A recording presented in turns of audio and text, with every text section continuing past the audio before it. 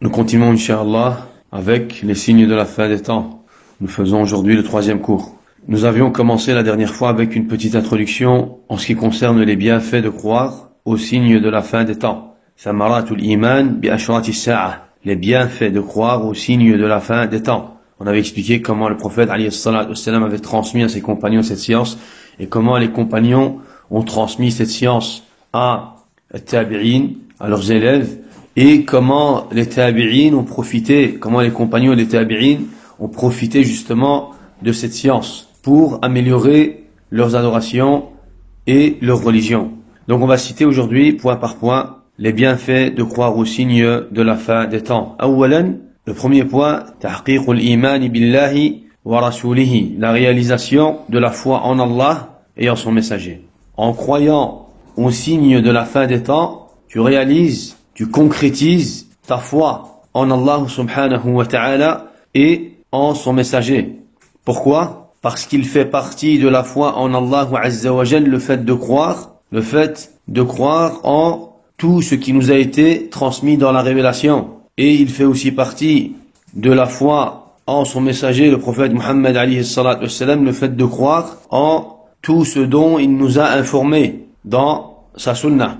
Donc le premier point, tahqiqul iman billahi wa rasulihi, la réalisation de la foi en Allah et en son messager. Le deuxième point, tahqiqul iman bil yawmil akhir, tahqiqul iman bil yawmil akhir, la réalisation de la foi envers le jour dernier. Pourquoi? لأن الأشراط مقدمات ليوم الآخر, parce que les signes de la fin des temps sont comme une introduction au jour dernier. Et donc en croyant aux signes de la fin des temps, nous croyons, nous concrétisons, nous réalisons de façon parfaite notre croyance envers le jour dernier. Le troisième point, tahqiqul imani bil ghaibi, tahqiqul imani bil ghaibi, la réalisation de la foi envers l'invisible, al-ghaib.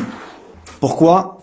لأن الأشراط من الغيب الذي جاء به الوحي, parce que les signes de la fin des temps font partie de l'invisible, de l'ghaib, de ilm al-ghaib, du monde invisible ou de la science invisible.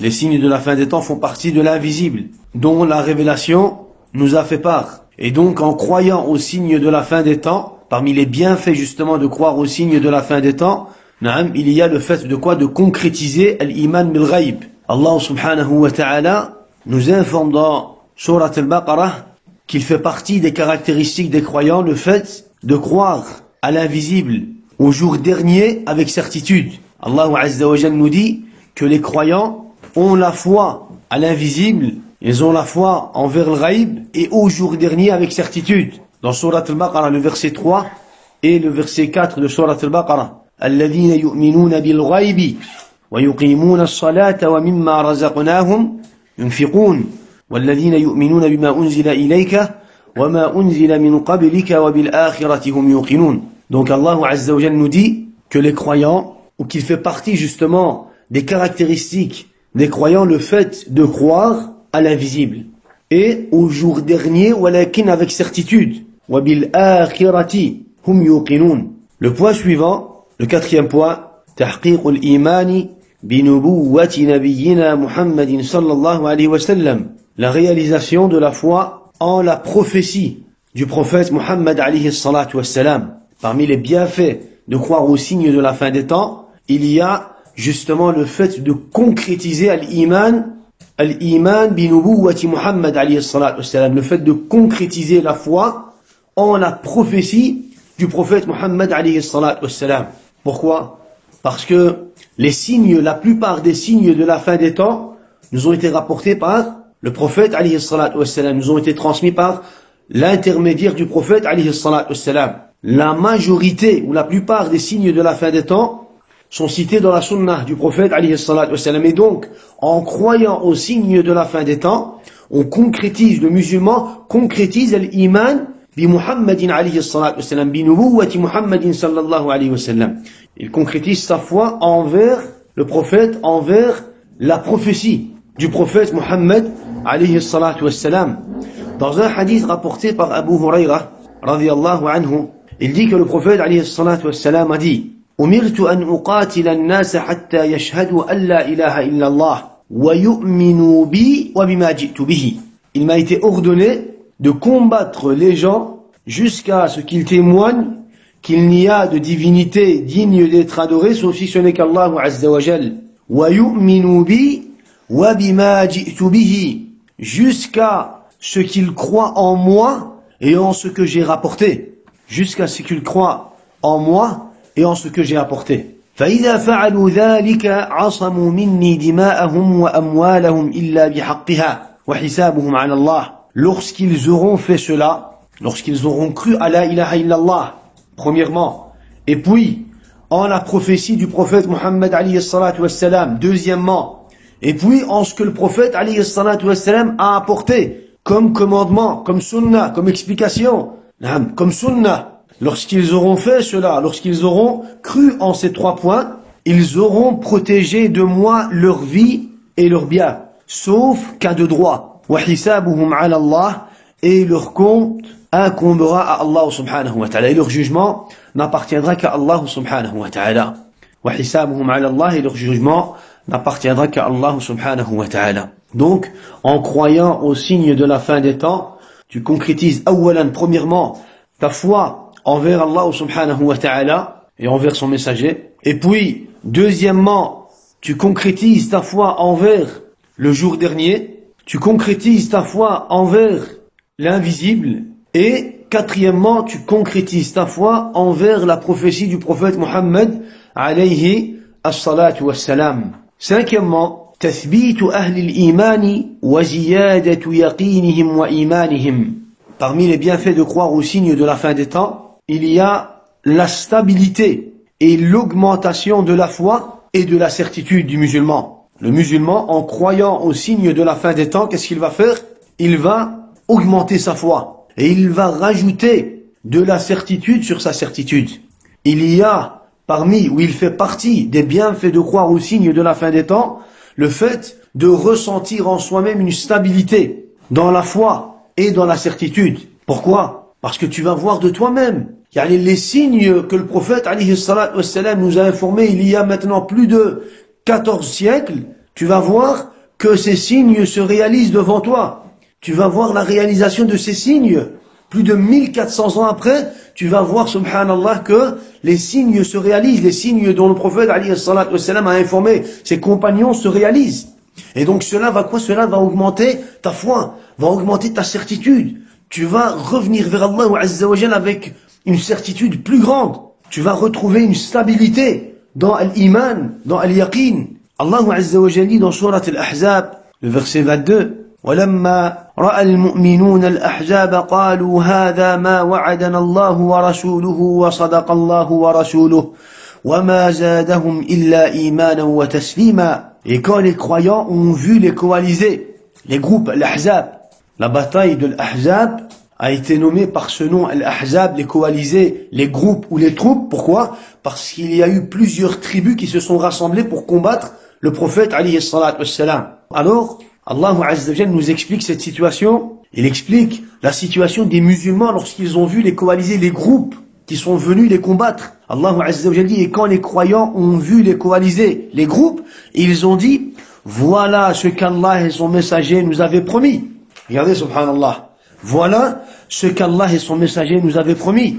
Et Allah et son messager disaient la vérité. Et cela n'a fait qu'augmenter leur foi et leur soumission. Subhanallah. Ils ont vu de leurs propres yeux les groupes, les coalisés, venir de la péninsule arabique pour les combattre. Malgré cela, cela ne les a pas Cela ne les a pas dérangés. Pourquoi? Parce que c'était en réalité la promesse d'Allah subhanahu wa ta'ala. Et le fait de voir avec leurs propres yeux ce qu'Allah Azza wa Jal leur avait promis a augmenté leur foi et leur soumission envers qui? Envers Allah subhanahu wa ta'ala. Donc, le fait de voir, ya ikhwa, les signes se réaliser, les signes de la fin des temps se réaliser, doit à la base augmenter notre iman et notre yaqin envers cette religion. Notre iman et notre yaqin, notre foi et notre certitude envers cette religion, envers l'islam, envers Allah Azza wa Jal, envers le prophète, envers l'iman billah wa rasulihi. Pourquoi? Parce qu'on voit se réaliser les choses dont le prophète alayhi salatu wassalam nous en a informé il y a maintenant plus de 1400 ans. On voit les paroles du prophète alayhi salatu wassalam se réaliser.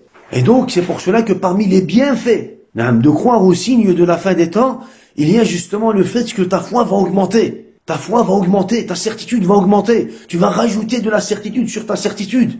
De la foi sur ta foi. Pourquoi? Parce que tu vas voir al-haq. Lorsque tu vas voir un signe, tu vas dire subhanallah. Le prophète alayhi salatu wassalam nous avait informé de ce signe. Le prophète alayhi salatu wassalam dans un hadith nous parle de ce signe. Le prophète alayhi salatu wassalam nous met en garde de quoi? Nous met en garde de ce signe. Ajib. Et donc, cela est un des fruits ou un des bienfaits de croire au signe de la fin des temps. Le point suivant, le 6e point, al-musara'atu ila at-tawbati wal-inabati ila Allah tabaraka wa ta'ala. L'accélération, l'accélération ou la précipitation de quoi? La précipitation, l'accélération dans l'application du repentir et du retour vers Allah Azza wa Jal. Qu'est-ce que tu attends pour demander le repentir, pour revenir vers Allah Azza wa Jal, pour faire at-tawbah wal-istighfar de tes péchés, de tes manques? Qu'est-ce que tu attends pour faire des efforts, pour revenir vers Allah Azza wa Jal? Qu'est-ce que tu attends? Sache que l'heure et la mort ne viennent que soudainement. وذلك لأن الساعة والموت لا يأتيان إلا بغتة.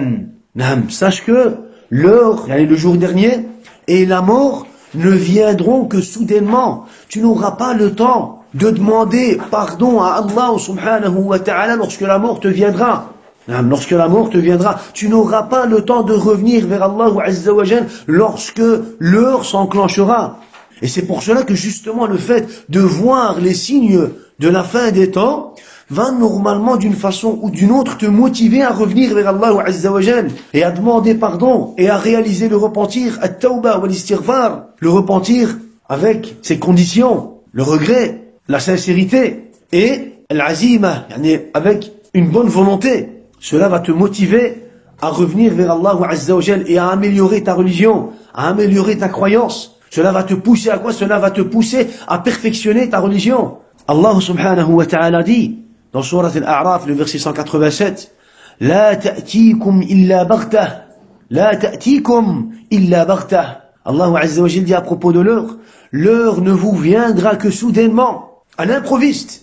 L'heure, Yawm al-Qiyamah, ne vous viendra que soudainement. Tu n'auras plus le temps. Lorsque l'heure va s'enclencher, tu n'auras plus, toi, le temps d'appliquer le repentir.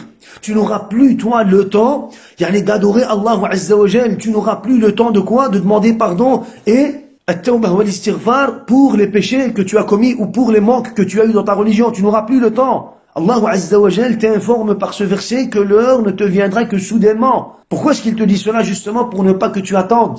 Donc, à chaque fois que tu vois un signe parmi les signes de la fin des temps, tu es censé te précipiter au repentir. Tu es censé te précipiter dans quoi? Dans ton retour vers Allah subhanahu wa ta'ala.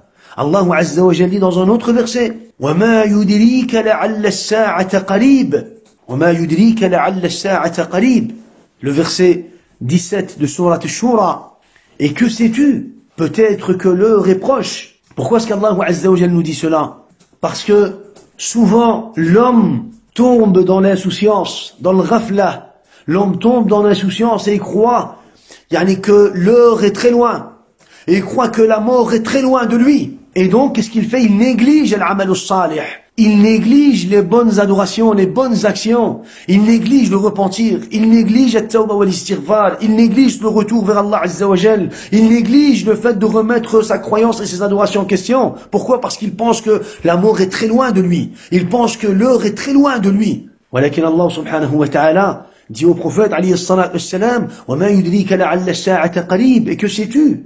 Peut-être que l'heure est proche. Prépare-toi. Sois prêt, toi, pour l'heure, pour le jour dernier. Dans un autre verset, Allah Azza wa Jalla dans Surat Luqman, le verset 34, Allah Azza wa Jalla dit, وَمَا تَدْرِي نَفْسٌ مَاذَا تَكْسِبُ غَدًا وَمَا تَدْرِي نَفْسٌ بِأَيِّ أَرْضٍ تَمُوتُ. Et personne ne sait ce qu'il acquérera demain. Et personne ne sait dans quelle terre il mourra. Subhanallah. وَمَا تَدْرِي نَفْسٌ مَاذَا تَكْسِبُ غَدًا. تَكْسِبُ, al-kasb. Le fait de quoi? Le fait d'acquérir ou le fait de gagner. Et personne ne sait combien il va gagner demain. combien il va obtenir, combien il va acquérir demain. Personne ne sait. Peut-être beaucoup et peut-être très peu. Personne ne sait. Seul Allah Azza wa Jal sait combien va acquérir chaque créature ici sur terre. Ensuite, وَمَا تَدْرِي نَفْسٌ بِأَيِّ أَرْضٍ تَمُوتُ, et personne ne sait dans quelle terre il mourra. Personne. Est-ce qu'il va mourir chez lui à la maison, ou encore à l'extérieur, ou encore autre part? Allahu a'lam. Et c'est pour cela justement que le fait de croire aux signes de la fin des temps doit te pousser et doit te motiver à quoi? À faire des bonnes adorations, des bonnes applications, à appliquer le repentir et à revenir vers Allah Azza wa Jal avec sincérité. Avec sincérité. Regardez dans un hadith rapporté par Abu Huraira. Le prophète alayhi salatu wassalam dit: Badiru bil a'mali sittan. Badiru bil a'mali sittan. Précipitez-vous de faire des adorations avant l'arrivée de 6 choses. Badiru al-mubadara. Badiru bil a'mali sittan.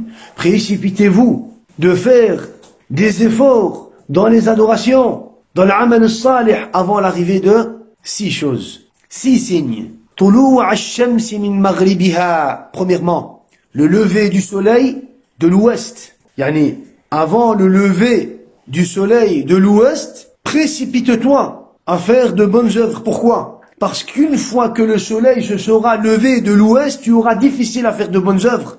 Tu auras difficile d'améliorer ta religion. Tu ne pourras plus améliorer ta religion.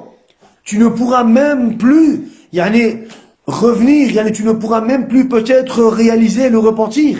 Tellement il va y avoir de fitna. Donc, avant la réalisation de 6 choses, avant le lever du soleil de l'ouest, awid dukhan, ou alors la fumée, awid dajjal, avant l'arrivée du dajjal, avant l'apparition de la fumée. Donc le premier signe, avant le lever, taban ici dans ce hadith, ils ne sont pas dans quoi? Ils ne sont pas dans l'ordre. Donc le prophète alayhi salatu wassalam, précipitez-vous de faire de bonnes adorations avant l'arrivée de 6 choses. Premièrement, le lever du soleil de l'ouest. Ensuite, l'apparition de la fumée. Ensuite, l'arrivée du Dajjal. Ensuite, l'apparition de la bête, ad-dabba, l'apparition de la bête. Ensuite, ou alors, avant la mort qui touche l'un d'entre vous. Chauffe. Avant la mort qui touche l'un d'entre vous. Ou alors avant l'arrivée du jour dernier. Ou alors avant l'arrivée du jour dernier. Allez, précipitez-vous. Subhanallah, regardez, il cite quoi? Il cite la mort et le jour dernier. Avec quoi? Avec les signes de la fin des temps. Précipitez-vous à faire de quoi? De bonnes adorations avant que la mort ne touche l'un d'entre vous. Et avant l'arrivée du jour dernier. Et avant l'arrivée du jour dernier. Donc, à la base, ya ikhwa, c'est pour cela qu'on apprend quoi? C'est pour cela qu'on apprend les signes de la fin des temps. C'est pour justement réaliser le repentir, walakin de façon sincère, avec sincérité, avec ikhlas, wa yaqin, en appliquant les conditions du repentir. C'est pour cela qu'on apprend les signes de la fin des temps. Pour qu'à chaque fois qu'on va voir un des signes de la fin des temps, qu'est-ce qu'on va faire? On va se motiver à demander le repentir, à faire l'istighfar, à revenir vers Allah Azza wa Jal, à revenir vers Allah subhanahu wa ta'ala. Le 7e point, al-ijtihadu fil amali salihi wa akhdi asbab an-najati. Le fait de faire des efforts dans les bonnes œuvres. Le 6e point, le 6e point était l'accélération dans quoi? Dans l'application du repentir et du retour vers Allah Azza wa Jal. Ici, le 7e point, parmi les bienfaits de croire aux signes de la fin des temps, il y a le fait de quoi? De faire des efforts dans les bonnes œuvres, dans l'amal salih, et d'appliquer les moyens de la réussite. Et d'appliquer les moyens de quoi? De la réussite, ici sur terre et dans l'au-delà. Pour cette vie et pour celle de l'au-delà.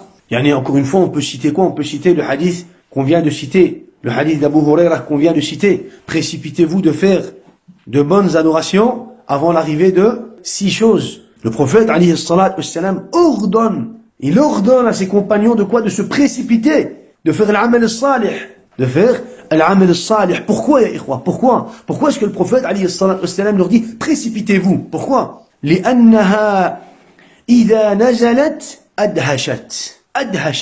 Parce que les signes de la fin des temps, lorsqu'ils vont apparaître, ils vont d'une façon ou d'une autre terrifier les gens. Ils vont faire peur aux gens. Et lorsque les gens vont avoir peur ou lorsque les gens vont être pris par les signes de la fin des temps, ashghalat anil a'mal. Ces signes vont d'une façon ou d'une autre, préoccuper les gens. Ils vont les préoccuper. Ils vont, d'une façon, les empêcher de faire de bonnes adorations. Ils vont être occupés avec quoi? Ils vont être occupés avec, allez, on va dire, les tentations, les fitan, wa subhanallah, na'am wal ashrat. Ils vont être quoi? Ils vont être occupés. Ils vont être pris par l'apparition de ces signes. Donc ils n'auront plus le temps de quoi? Ils n'auront plus le temps d'adorer Allah Azza wa Jalla, de faire des adorations, de passer du temps à adorer Allah subhanahu wa ta'ala. Et c'est justement pour cela que le prophète dit à ses compagnons, précipitez-vous avant le lever du soleil de l'ouest, avant l'arrivée du Dajjal, avant l'apparition de la fumée et de la bête, avant la mort de l'un d'entre vous, avant l'arrivée du jour dernier. Pourquoi? Parce que lorsque ces signes vont arriver, vous allez être quoi? Vous allez être préoccupés, pris par les tentations. Par les tentations. Et les portes de la tauba vont être fermées. Et les portes de l'amal salih vont être fermées. Et vous allez vous retrouver quoi? Vous allez vous retrouver avec ce dont vous avez préparé. Vous allez vous retrouver avec ce dont vous avez en vous comme iman, en vous comme amal salih.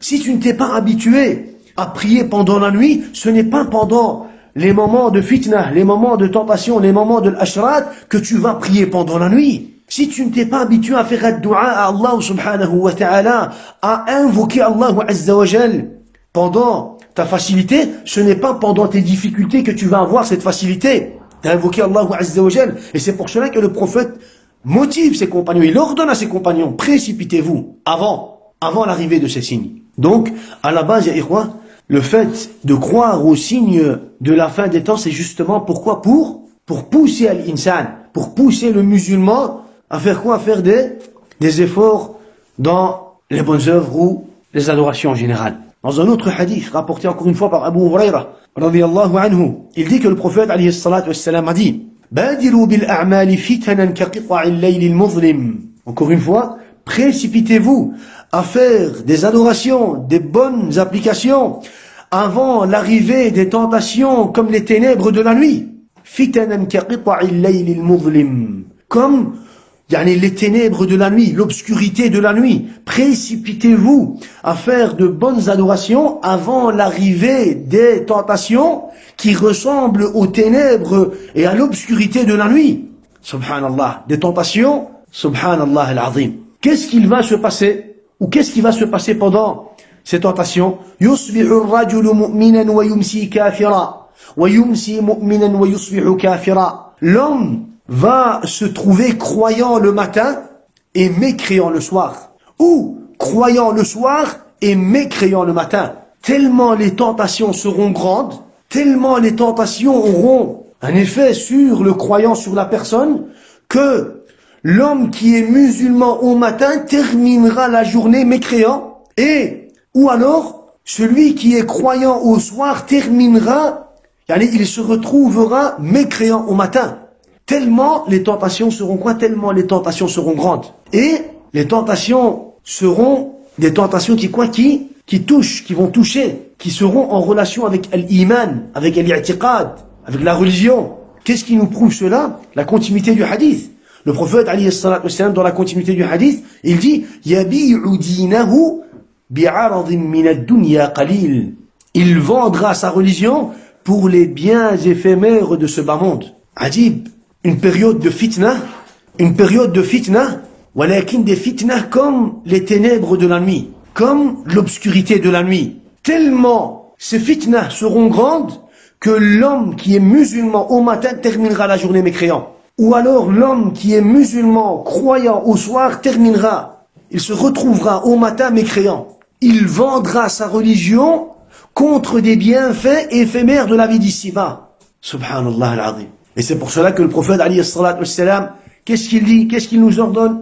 Qu'est-ce qu'il dit à ses compagnons? Badiru bil a'mali fitanan ka qita'il layli al-muzlim. Badiru.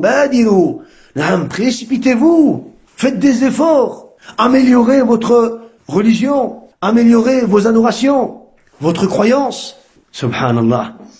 Donc, encore une fois, pourquoi cela, ya ikhwa? Pourquoi est-ce que le prophète dit badiru? Parce que lorsque les fitnas apparaissent, les gens, en général les gens, vont être préoccupés avec quoi? Vont être préoccupés avec ces fitnas. Regardez dans un autre hadith, un hadith de Salama, radiyallahu anha, elle dit, استيقظ رسول الله صلى الله عليه وسلم ليلة فزعا.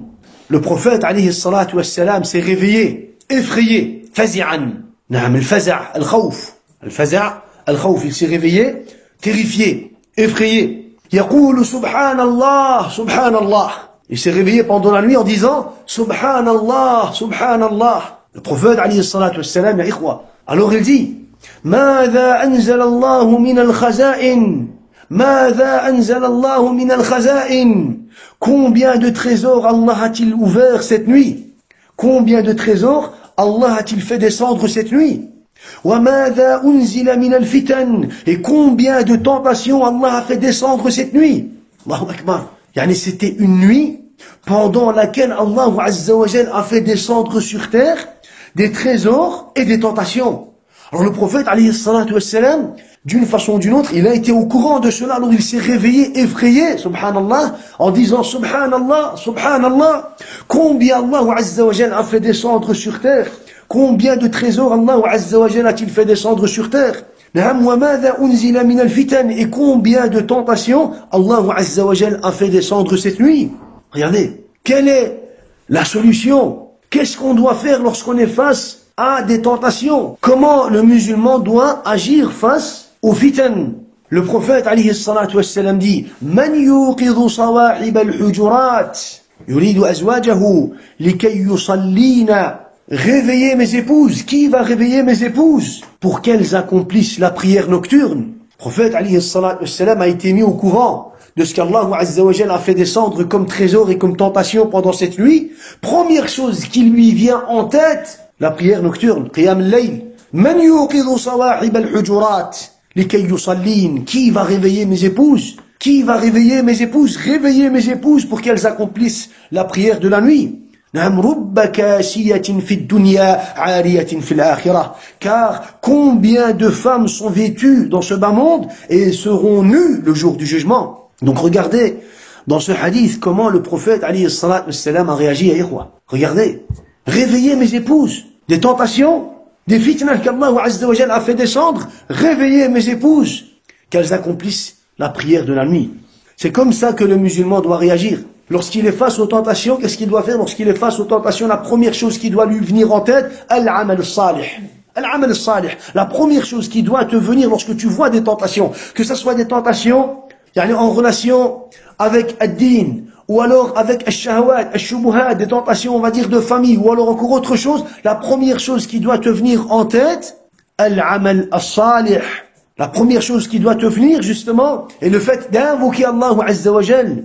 Le fait d'invoquer Allah subhanahu wa ta'ala comme l'a fait le prophète alayhi salatu wassalam en se réveillant subhanallah, subhanallah, subhanallah. Lorsque tu vois toi al-fitan, wal-shahawat, wal-shubuhat, wal-dalalat, lorsque tu vois les tentations à tous les niveaux, tu dis subhanallah, subhanallah, alhamdulillah alladhi afani, a'udhu billahi minash shaytanir rajim. Et tu dois tout d'abord invoquer Allah subhanahu wa ta'ala et puis te précipiter à faire al-amal salih, de bonnes adorations, de bonnes œuvres. Et khususan, et particulièrement, la prière de la nuit. Car la nuit est un moment dont les invocations sont exaucées.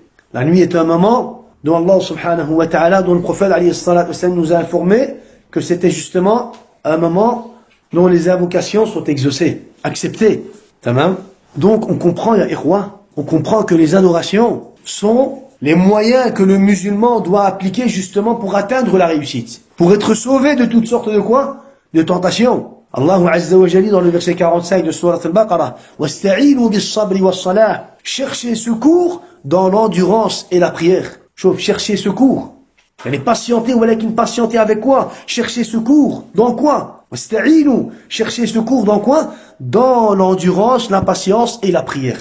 Et la prière. Yani lorsque tu es face à une situation critique, ya akhi, ya ukhti, lorsque tu es face à une situation critique, une situation difficile, des tentations, des problèmes, lorsque tu es face à une situation critique, la première chose qui doit te venir en tête, ad-du'a, et puis al-amal salih, tu dois demander secours, tu dois chercher secours auprès de quoi? Auprès de deux applications. Tu dois appliquer justement ces deux applications pour pour être sauvé de toutes sortes de quoi? De tentations. Première application, la patience. La deuxième, as-salat.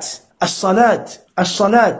Plus tu vas maîtriser ta prière, plus tu vas perfectionner et donner de l'importance à ta prière, et plus, wallah al-azim, tu seras quoi? Tu seras loin de toutes sortes de tentations.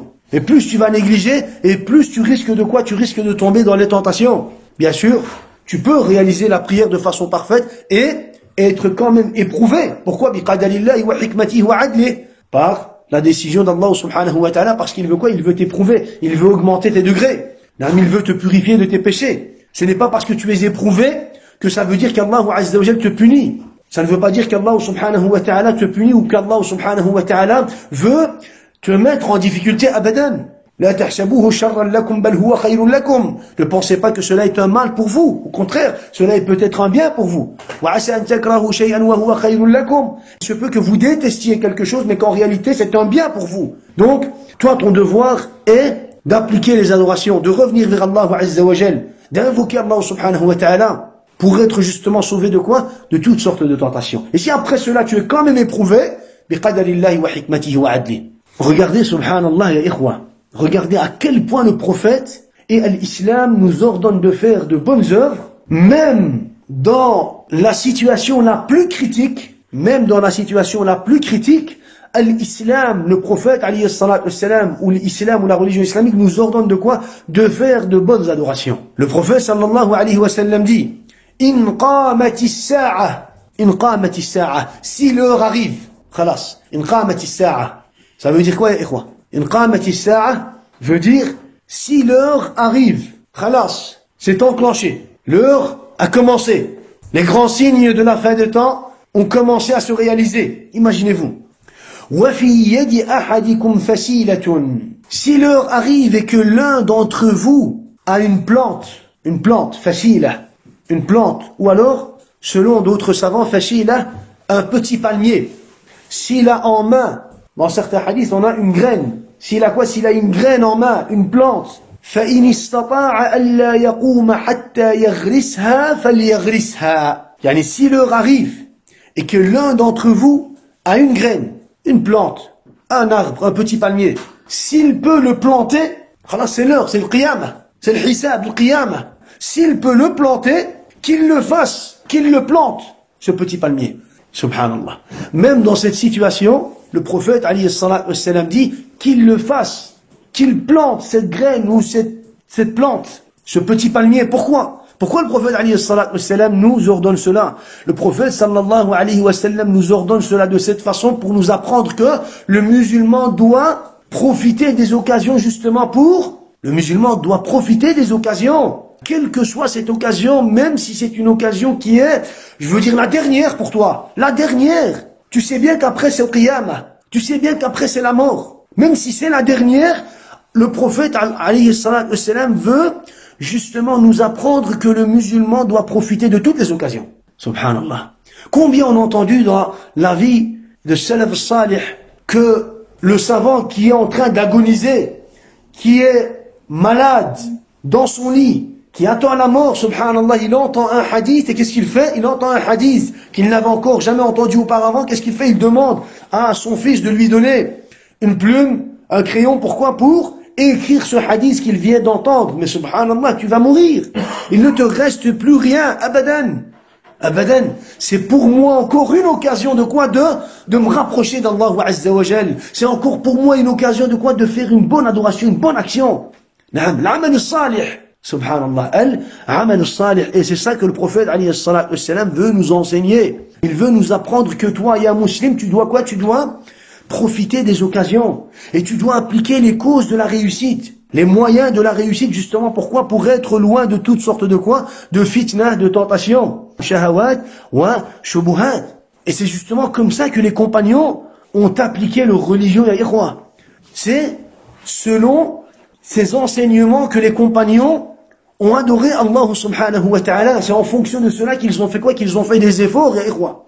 C'est en fonction de cela qu'ils ont fait quoi? Qu'ils ont fait des efforts. Les compagnons, radwanullahi alayhim, pensaient qu'ils allaient quoi? Qu'ils allaient rencontrer le Dajjal, ya ikhwa. Les compagnons pensaient qu'ils allaient rencontrer le Dajjal. Ils pensaient qu'ils allaient voir Isa alayhi salam, comme on l'a dit la dernière fois, lorsqu'Abu Hurairah a dit, yani, Inch'Allah, j'espère pouvoir rencontrer Isa alayhi salam, et si je ne le rencontre pas moi-même, si vous le rencontrez, vous lui transmettrez mon salam.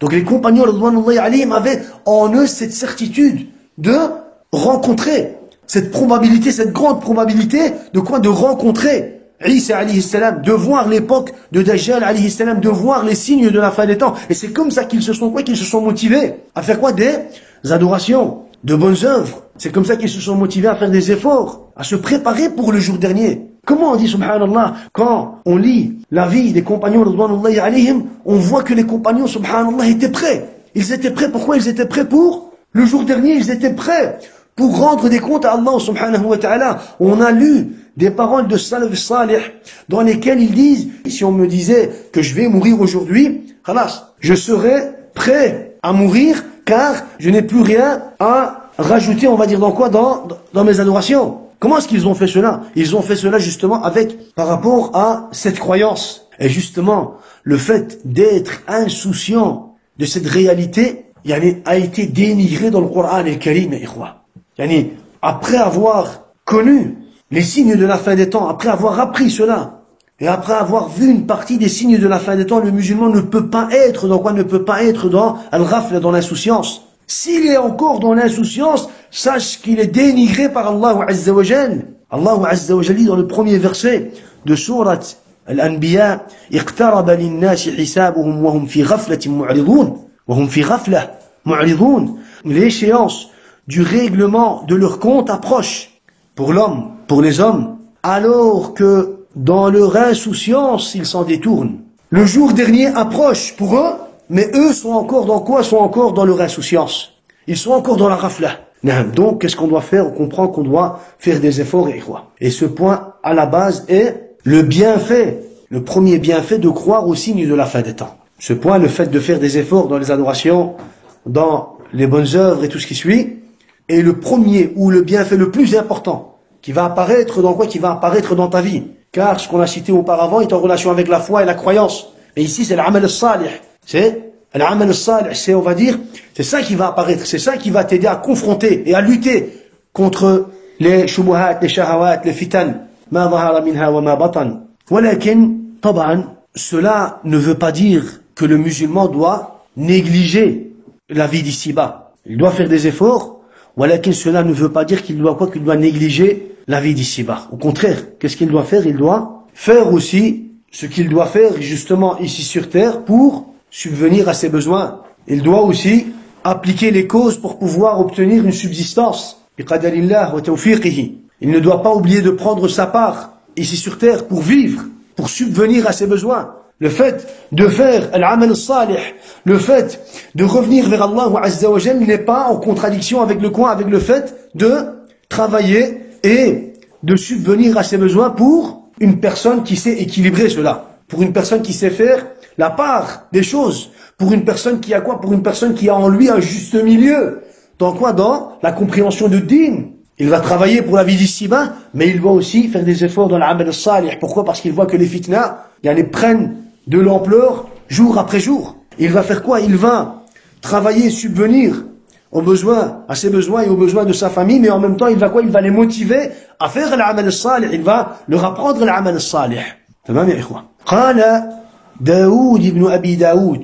Daoud ibn Abi Daoud dit, Qala li Abdullah ibn Salam. Abdullah ibn Salam m'a dit, إن سمعت بالدجال قد خرج وأنت على ودية تغرسها فلا تعجل أن تصلحها فإن للناس بعد ذلك عيشا.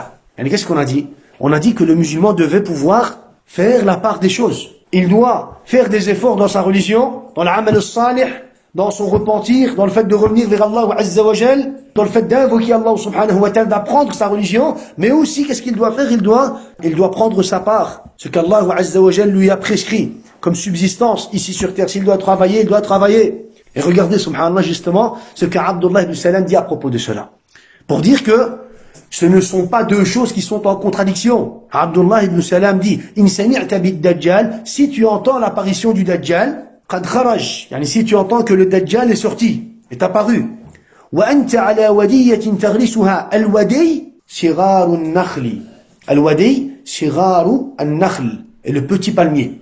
Si tu entends que le Dajjal est sorti, et que tu es justement en train de prendre soin de ton petit palmier, فَلَا تَعْجَلْ أَن تُصْلِحَا, ne te précipite pas, ne le néglige pas. فَإِنَّ لِلنَّاسِ بَعْدَ ذَلِكَ عَيْشًا, car les gens vont avoir encore une vie après cela. Ils vont avoir encore une vie. Il veut dire, ce n'est pas parce que tu as entendu l'apparition du Dajjal que tu vas commencer à quoi? Que tu vas commencer à négliger tout ce qu'il y a, on va dire, tous tes biens et tout ce que tu possèdes ici sur terre. Ne néglige pas. Prends soin de ce petit palmier. Pourquoi? Parce qu'il va peut-être servir à tes enfants ou aux autres générations. Ne néglige pas cela. Walakin tab'an, comme j'ai dit, avec modération et équilibre. Al-Harith ibn Laqit, dans un autre hadith, un tabi'i thiqa, un tabi'i sûr, il dit, قال كان الرجل منا تنتج فرسه فينحرها. الله أكبر, فينحرها. Al-Harith ibn Laqit dit, كان الرجل منا, l'un d'entre nous qui a des chevaux, تنتج فرسه, lorsque sa jument mettait bas d'un poulain, qu'est-ce qu'il faisait? ينحرها, il la tuait. Il tuait la jument. فيقول, et il disait, أنا أعيش حتى أركب هذا. J'aurai assez avec ce poulain. J'aurai assez avec ce poulain. Et de toute façon, khalas. Je vais pas encore vivre des dizaines d'années ou on va dire, donc, j'aurai assez avec un poulain. Je vais l'éduquer et une fois qu'il a l'âge de pouvoir me porter, khalas. Je vais monter et je vais l'utiliser. Et subhanallah, il tuait quoi? Il tuait la jument. فجاءنا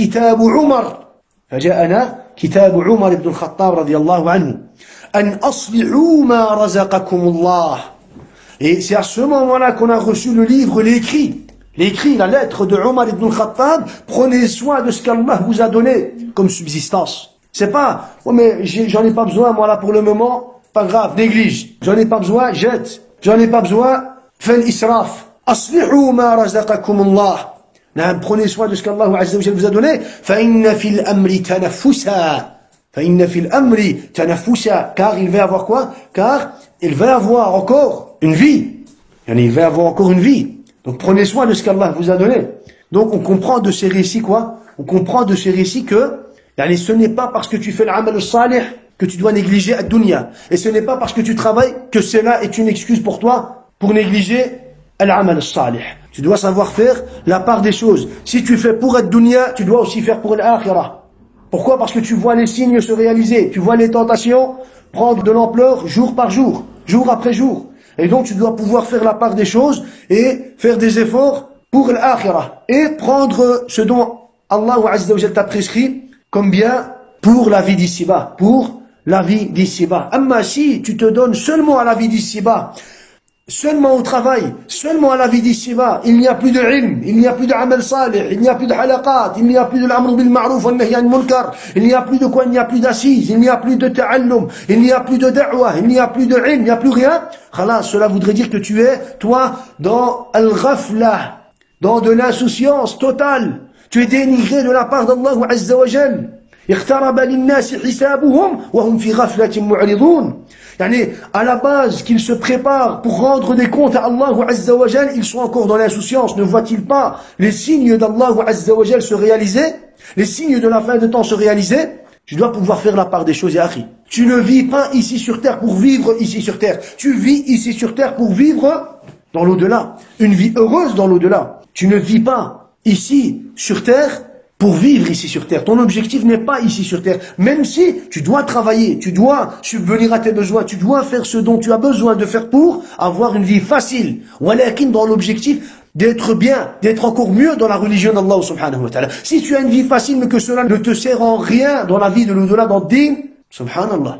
Si tu travailles pendant des heures, et que tu gagnes bien ta vie, que tu gagnes bien de l'argent, et que cela ne te sert en rien dans l'amal salih, c'est que tu n'es pas sur la bonne voie. Si tu passes ton temps des heures et des heures, des jours et des nuits à travailler ici sur terre, et qu'en réalité cela ne te sert pas à améliorer ton iman, ta prière, tes adorations, on va dire ton taqwa, ta piété, il est akhiri, même tout ce qui est en relation avec la religion d'Allah Azza wa Jal, sache que tu n'es pas sur la bonne voie, ya akhi. Tu es perdu. Sache que tu n'es pas sur la bonne voie. Tamam? Donc, tu dois pouvoir faire la part des choses. Ni tu dois, selon la parole de l'Harith ibn Laqit, ni tu dois sacrifier ta jument, ça voudrait dire, ni tu dois négliger ou laisser tomber ta part de la vie d'ici-bas, ni tu dois négliger, on va dire justement, al-amal al-salih qui est en relation avec la vie de l'au-delà. Le 8e et le dernier point, ya ikhwa, al-istibar ala al-iman wal-ilm wal-ta'allum. Al-istibar ala al-iman wal-ilm wal-ta'allum. Parmi les bienfaits de croire au signe de la fin des temps, il y a justement le fait ou la patience sur la foi, la science et l'apprentissage. Le fait de croire au signe de la fin des temps va te pousser à patienter sur l'iman,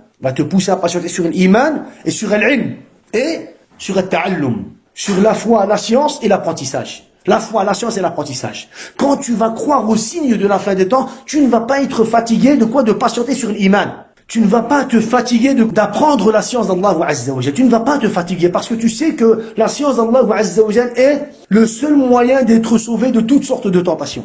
Tu ne vas pas être fatigué d'apprendre aux autres, à la nouvelle génération, al-ilm, la science. Tu ne vas pas être fatigué. Pourquoi? Parce que tu sais bien que la science, que ce soit le fait de l'apprendre ou de l'enseigner, la science est le moyen le plus utile d'être sauvé de toutes sortes de tentations. Tamam ya ikhwa. C'est bon, cela les savants ont dit al-iman wal-ilm huma sababun najati min kulli fitnah. La foi et la science sont les moyens de la réussite face à toutes sortes de tentations. Et la plus grande tentation que l'insan va rencontrer ici sur terre, parmi les signes de la fin des temps, est la fitna du Dajjal.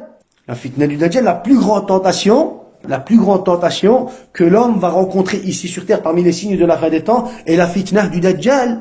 Et quand tu regardes les hadiths du prophète sallallahu alayhi wa sallam, tu remarques que le prophète sallallahu alayhi wa sallam nous a informé tous les détails à propos du Dajjal.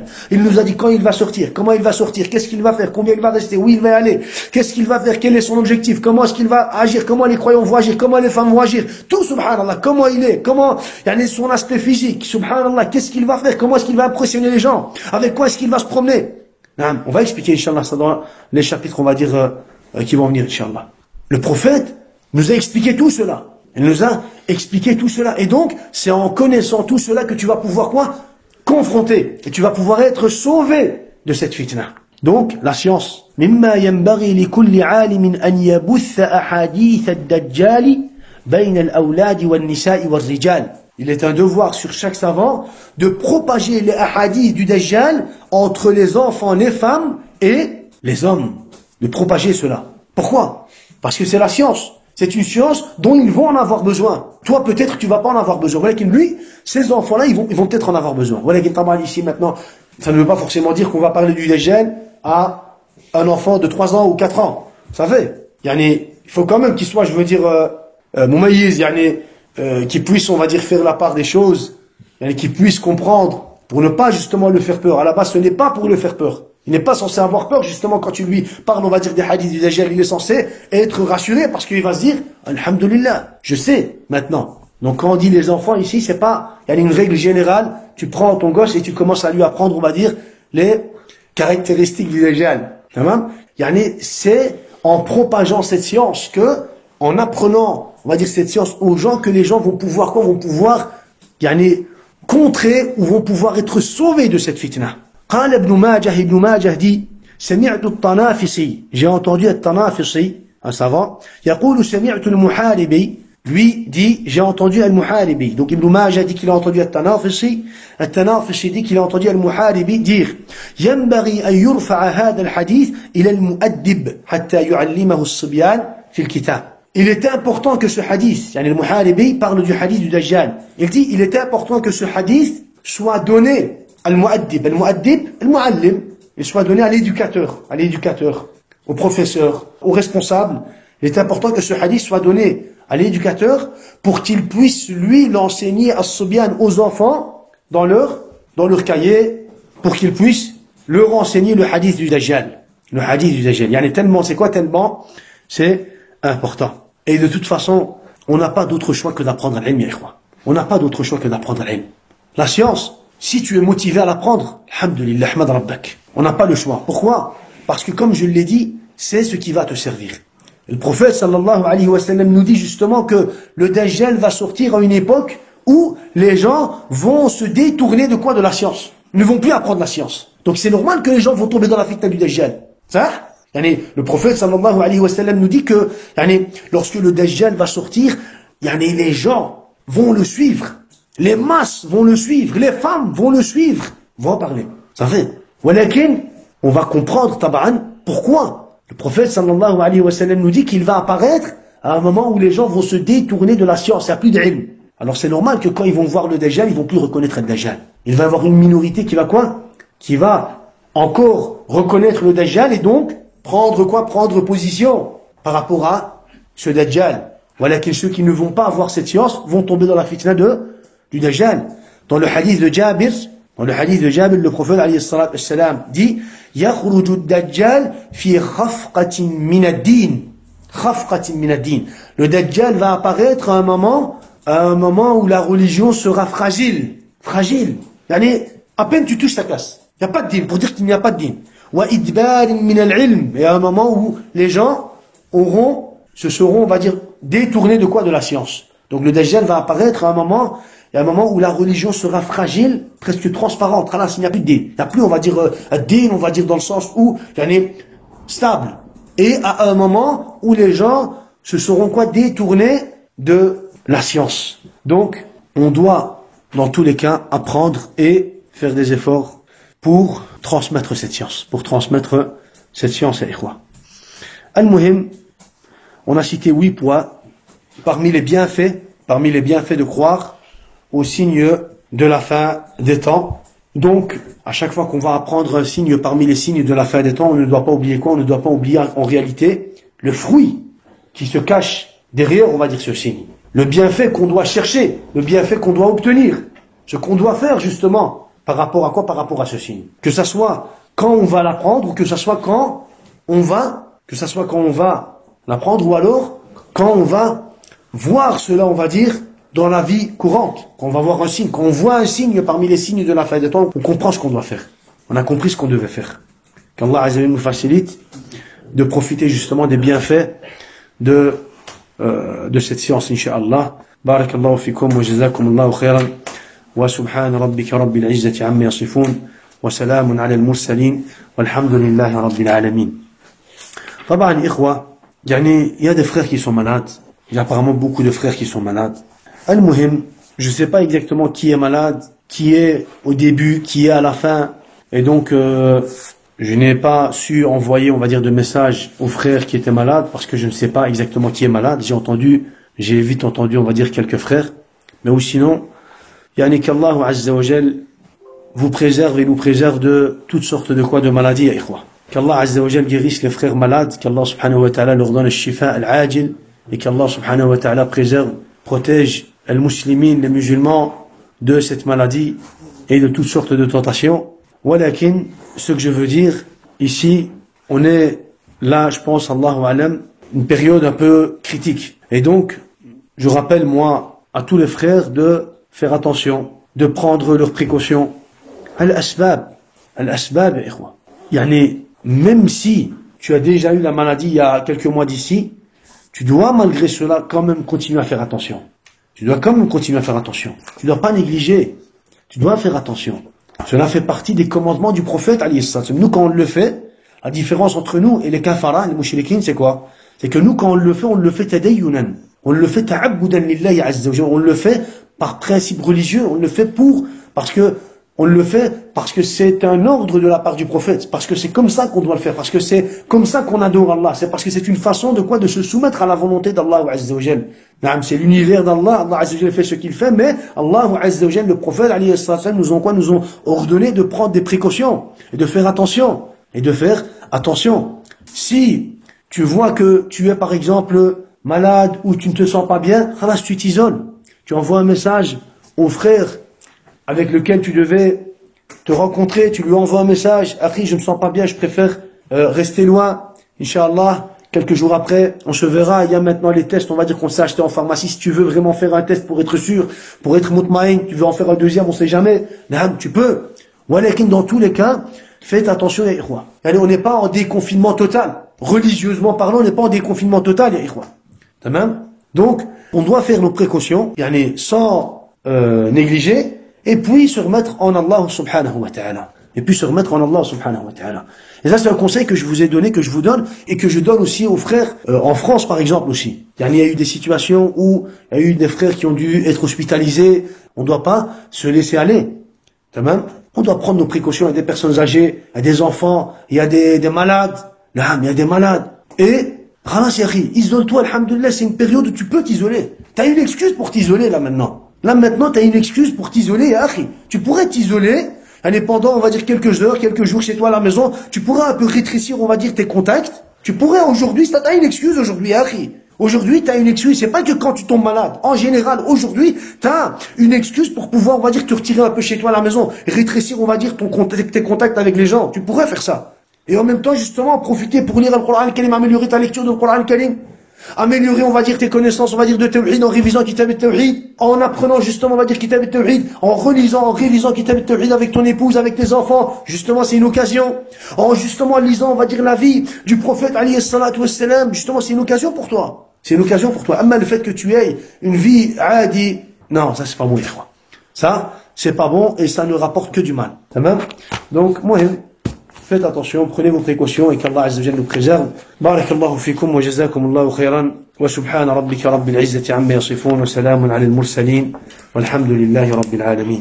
Assalamu alaykum wa rahmatullahi wa barakatuh.